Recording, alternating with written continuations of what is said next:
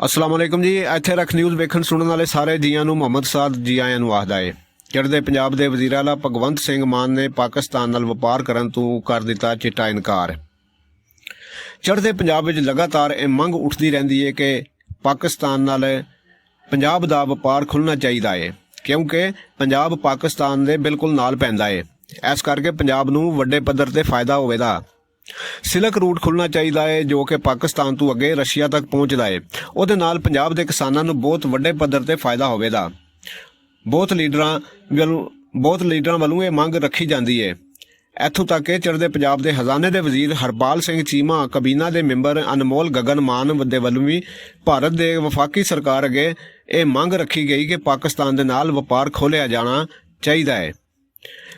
ਲੰਘੇ ਕੱਲ੍ਹ ਚੰਡੀਗੜ੍ਹ ਵਿੱਚ ਪ੍ਰੈਸ ਕਾਨਫਰੰਸ ਕਰਦੇ ਹੋਏ ਸਨ ਭਗਵੰਤ ਸਿੰਘ ਮਾਨ। ਪੱਤਰਕਾਰ ਨੇ ਪੁੱਛਿਆ ਕਿ ਪਾਕਿਸਤਾਨ ਨਾਲ ਵਪਾਰ ਖੁੱਲ੍ਹਣਾ ਚਾਹੀਦਾ ਹੈ।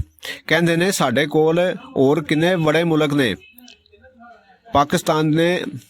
ਪਾਕਿਸਤਾਨ ਦੀ ਤੇ ਮਈਸ਼ਤ ਹੀ ਤਬਾਹ ਹੋਈ ਪਈ ਹੈ।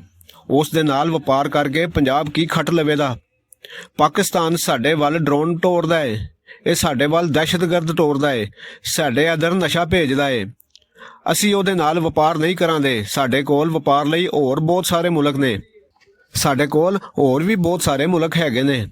ਸਿੱਧਾ ਹੀ ਜਵਾਬ ਦੋ ਟੁਕ ਲਫ਼ਜ਼ਾਂ ਵਿੱਚ ਭਗਵੰਤ ਮਾਨ ਨੇ ਦਿੱਤਾ। ਉੱਥੇ ਹੀ ਭਾਜਪਾ ਦੇ ਲੀਡਰ ਸੁਨੀਲ ਜਾਖੜ, ਜੋ ਪਹਿਲਾਂ ਕਾਂਗਰਸ ਪਾਰਟੀ ਵਿੱਚ ਹੁੰਦੇ ਸਨ, ਆਂਦੇ ਨੇ ਭਾਵੇਂ ਆਪਣੇ ਰਿਸ਼ਤੇ ਪਾਕਿਸਤਾਨ ਨਾਲ ਠੀਕ ਨਹੀਂ, ਪਰ ਗਵੰਡੀ ਹੋਣ ਦੇ ਨਾਤੇ ਸਾਨੂੰ ਪਾਕਿਸਤਾਨ ਨੂੰ ਹੱਥ ਪਵਾਉਣਾ ਚਾਹੀਦਾ ਹੈ, ਕਿਉਂਕਿ ਪਾਕਿਸਤਾਨ ਮਾਸ਼ੀ ਦੁਆਲੇ ਦੇ ਕੰਢੇ ਉੱਤੇ ਖਲੋਤਾ ਹੋਇਆ ਹੈ। ਇਸ ਕਰਕੇ ਭਾਰਤ ਪਾਕਿਸਤਾਨ ਦੀ ਮਦਦ ਕਰੇ। ਇਸ ਗੱਲ ਤੇ ਚੜ੍ਹਦੇ ਪੰਜਾਬ ਦੇ ਵਜ਼ੀਰ ਆਲਾ ਨੇ ਸੁਨੀਲ ਜਾਖੜ ਦਾ ਮਜ਼ਾਕ ਉਡਾ ਦਿੱਤਾ। ਭਗਵੰਤ ਮਾਨ ਆਂਦੇ ਨੇ ਜਾਖੜ ਨੂੰ ਪ੍ਰੇਮ ਜਾਗਿਆ ਏ। ਜੇ ਇਹਨਾਂ ਨੂੰ ਮਦਦ ਕਰਨ ਦੀ ਇੰਨੀ ਸੱਦਰ ਏ ਤੇ ਅਬੋਹਰ ਤੋਂ ਕਿੰਨੂੰ ਤੋੜ ਦੇਣ ਪਾਕਿਸਤਾਨ ਨੂੰ, ਕਿਉਂਕਿ ਅਬੋਹਰ ਤੇ ਪਾਕਿਸਤਾਨ ਨਾਲ ਪੈਂਦੇ ਨੇ। ਇਸ ਕਰਕੇ ਜਾਖੜ ਸਾਹਿਬ ਦਾ ਪ੍ਰੇਮ ਜਾਗਿਆ ਏ।